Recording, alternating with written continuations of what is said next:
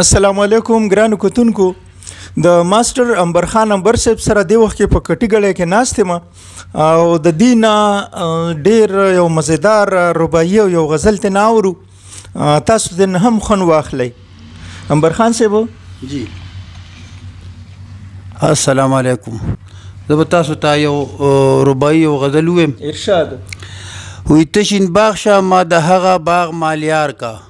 په خندا دې د سرو شونډو جوړ بهار کا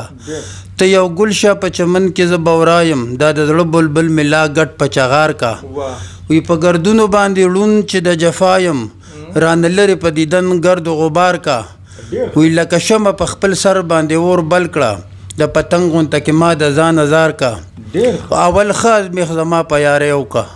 بیا هله ما امبر د غاړې خار کا اول ښه ازمیخ زما په یارۍ وکړه بیا هله ما امبر د غاړې خار کا مننه ډیر ښه